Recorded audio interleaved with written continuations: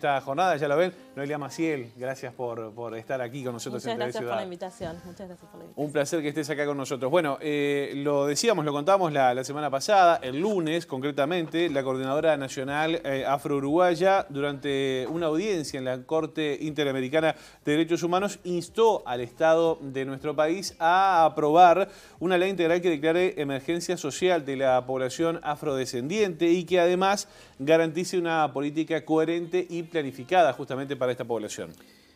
En este sentido, el gobierno tiene 2 meses para responder a diferentes consultas, entre ellas acerca del incumplimiento de la Convención Interamericana contra el Racismo, la discriminación racial y las formas conexas de intolerancia, en este caso en nuestro país, obviamente. Sí, exacto. Bueno, Noelia integra la coordinación nacional afro-uruguaya, pero hay que centrarse en otros aspectos, ¿no? ¿De qué habla, ¿no? Datos concretos, de qué se habla y qué se ha planteado en esta audiencia que, bueno, fue la semana pasada. Exacto, bueno, muchas gracias por el espacio, es muy importante poder difundir estas acciones. En realidad nosotros pedimos una audiencia temática a la Comisión Interamericana de Derechos Humanos. La audiencia temática es un mecanismo donde se da un testimonio sobre una situación de derechos humanos y el Estado tiene tiempo también para dar su testimonio, se hace un intercambio, ¿no?, de posturas y después la Comisión Interamericana trabaja durante 2 meses para brindar recomendaciones al Estado de cómo tratar esa situación. En este caso nosotros trabajamos sobre la situación de la población afrodescendiente y específicamente el no cumplimiento de la Convención Interamericana contra el Racismo, la discriminación y la xenofobia, ¿no? Esta convención es muy importante porque viene a nivel regional a transformar las sociedades de la región, tratando de que la región esté libre de discriminación racial, ¿no? La discriminación racial se visibiliza todos los días a partir del trato, o sea, en Uruguay no es lo mismo nacer afrodescendiente que no nacer afrodescendiente. Sabemos de las situaciones de discriminación racial que han habido en los últimos tiempos, el más conocido y público capaz que el de Débora Rodríguez, también al presidente de la Asociación de Fiscales de Fiscales, perdón. Bueno, a él también lo discriminaron públicamente y no hay ningún organismo que pueda salir a repudiar este tipo de situaciones, ¿no? Entonces nosotros consideramos que solicitar una audiencia temática va a ordenar, es una forma de contribuir también a que todo el aparato gubernamental pueda alinearse con lo que está recomendado para los estados, con lo que se ratificó en la Convención Interamericana, pero además para dar respuesta a las diferentes situaciones que vivimos la población afrodescendiente que quedan totalmente invisibilizadas o con falta de respuesta por parte de los órganos gubernamentales. Desde hace unos años está vigente una ley. Contanos un poco acerca de eso y qué cumplimiento ha tenido. Bueno, desde 2013 se promulga la ley 19.122, que es de acciones afirmativas para la población afrodescendiente. Es fundamental el artículo número 1, que reconoce a la población afrodescendiente como víctima de racismo, discriminación, producto de lo que fue la trata y el tráfico de esclavos, pero además de cómo se van dando las relaciones sociales en este país, ¿no? Dentro de esa ley se estipula que haya becas educativas, que se incorpore lo que es la historia y la trayectoria de la población afrodescendiente en el país, pero también acciones afirmativas en el sentido de que un 8% de los cupos laborales públicos esté destinados a esa población, ¿no? Un 8% como mínimo, ¿no? Nosotros en Uruguay, el último censo que se hizo establece que la población afrodescendiente en el país está alrededor de un 8%, ¿no? El cumplimiento de la cuota nunca se llegó, o sea, nunca se llegó a tener un 8% de cumplimiento, pero se venía trabajando, ¿no? De 2013 a los años anteriores, entre un 1 y un 2% se llegó a cumplir. En cambio, en 2020, ese número quedó totalmente por debajo, se llegó a un 0.7%, ¿no? Fue el peor año de cumplimiento y de desempeño en el marco también de una situación de emergencia como fue la pandemia, ¿no? ¿Y por qué pasa esto? ¿Por qué es tan bajo el porcentaje? Bueno, en realidad todavía no se cumple porque está mal implementada la cuota, ¿no? Los organismos desconocen, ¿no?, la forma de implementar esta cuota. Por otro lado, las personas cuando se presentan no saben tampoco de qué forma tienen que declarar. Hay poca difusión, ¿no?, de la forma en que las personas afrodescendientes tienen que presentarse, y sobre todo los organismos no hacen llamados de la cantidad que deberían como para poder cumplir. ¿Y qué podemos hacer nosotros, digamos, desde los medios para visibilizar justamente esta situación y para que, bueno, esa información trascienda, para que las personas que, en este caso, van a buscar determinados trabajos, bueno, puedan plantearlo de una manera efectiva y que no se haga oídos sordos a lo que se plantea? Lo importante siempre es difundir y hablar de estos temas, ¿no? Por ejemplo, lo que pasó con los jornales solidarios que se tenían que aplicar en todas las intendencias del país. Sí. Las intendencias en el Congreso de Intendentes definieron que eso era discrecional, que la intendencia que quería lo aplicaba y la intendencia que no quería no lo aplicaba. Entonces muchas intendencias no aplicaron la cuota, ¿no? Cuando es una ley hay que cumplirla, ¿no? Entonces esto es falta de desconocimiento y de penalización, ¿no?, al no cumplimiento. Esto suena también a que, bueno, votemos una ley como para quedar bien, como porque es políticamente correcto, pero después si no la aplicas, si no tiene que su no aplicación no conlleva una sanción. Claro. Es también es una declaratoria como para la tribuna, ¿no? Sí, es pasa. Tenemos una ley, pero nadie la abolición. Claro. Por eso pedimos también una ley integral, ¿no?, que no solo sea de cuotificación y acceso a lo laboral, sino que, bueno, se trabaje también en el ámbito educativo, que también se puedan revertir las situaciones de pobreza, ¿no? En este momento la población afrodescendiente llega a un 20% de pobreza, mientras el resto de la población hay un 10%, ¿no?, el doble. Entonces ahí se puede evidenciar la forma en que el racismo impacta a nuestra población. Tenemos que decir justamente eso. La comparsa Valores, en el último carnaval, hizo un espectáculo que se llamaba Personas, que estaba dedicado al tema del racismo. Lo trataron notablemente, pero fundamentalmente con testimonios de integrantes de la comparsa, testimonios donde habían sido discriminados, en montones de testimonios en distintos ámbitos laborales, en lugares de ocio, en distintos tipos, cómo se habían sido discriminados los propios integrantes de la comparsa. Y a raíz de eso, Josema estuvo charlando con dos integrantes de Valores. Sí, en primer término vamos a contar con la palabra de Abril Pereira, que es justamente actriz de Valores de Ancina, que nos contaba a título personal justamente cómo ha vivido hechos de discriminación racial, justamente, pero a título personal, no solamente del espectáculo, sino cosas que ha vivido ella.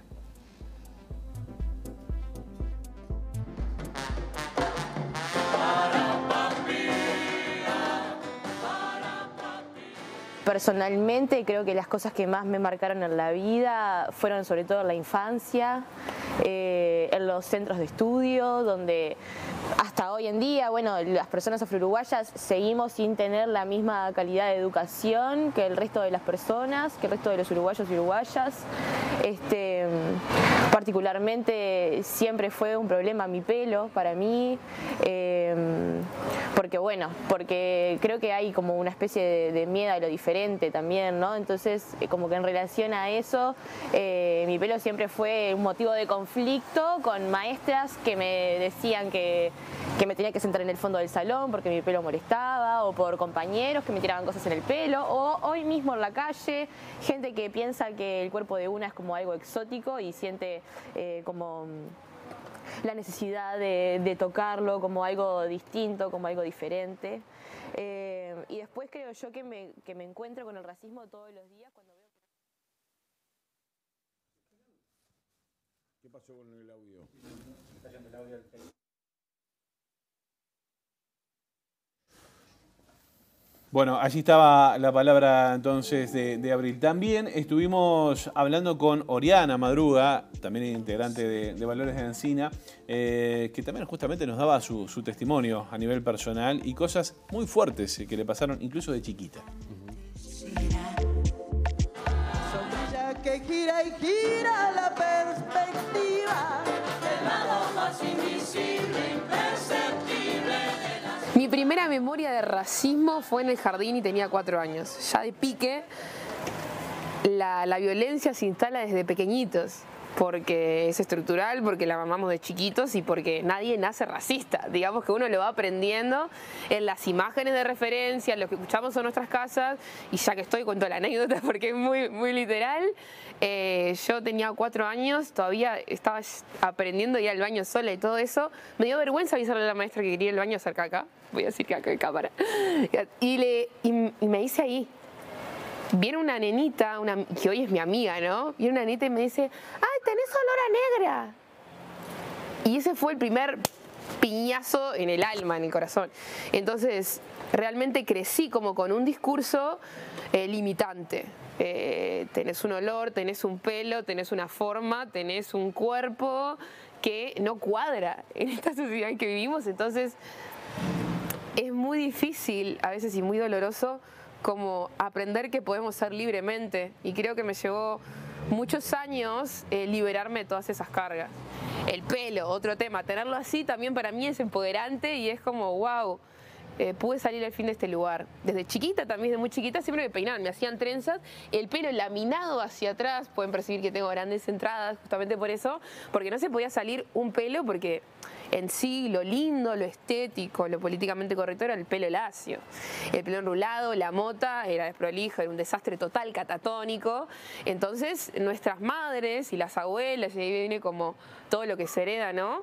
Tirante el pelo todo para atrás, absolutamente un rulo por fuera, la mota era mal vista. Me lací el pelo hasta los 17 años. No quería saber nada con mis rulos, con mis motas, totalmente divorciada de mí misma.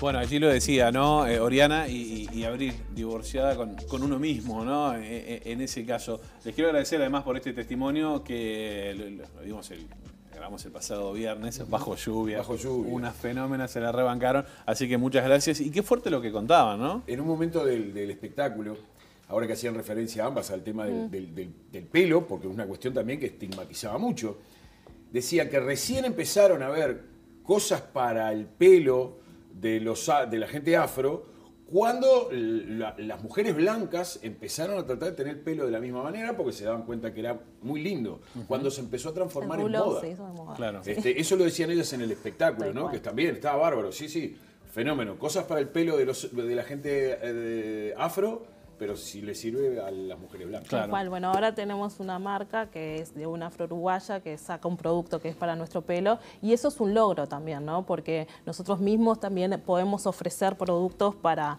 tratar nuestro pelo como nosotros sabemos, ¿no? Porque muchas veces se quiere imponer desde afuera la forma de usar, de que debemos vestir, de que debemos vernos y como una forma de estigmatización, ¿no? ¿Qué te dejan estos testimonios de Abril y de me Oriana? siento sumamente identificada. Digo, todas y todos tenemos testimonios de este tipo.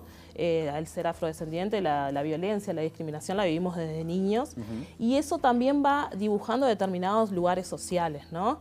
Es un señalamiento que condiciona también, ¿no? En este momento donde se está hablando tanto sobre la apariencia delictiva, sobre cómo se señala a las personas por su apariencia, ¿no? Y que eso conduce también después a catalogarte como, ¿no?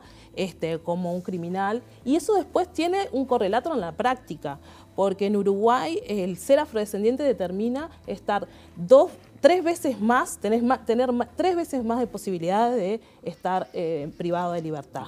Esos son datos que nosotros presentamos el otro día en la audiencia temática también, porque en este momento las cárceles uruguayas que están en la región reconocidas por tener una superpoblación y por ser uno de los países que tiene más personas privadas de libertad, un 20% de la población carcelaria es afrodescendiente. Y tiene que ver con todo esto que se venía hablando, ¿no? Con el estigma, con cómo la apariencia se transforma en una situación de desigualdad y se identifica con la criminalidad, con lo feo, con lo que le decía, Sí. que solo era negro. Sí, ¿no? y esto también tiene que ver, todo tiene que ver con todo en este tema, pero las cifras de pobreza en el país en general y en la colectividad afrodescendiente en particular.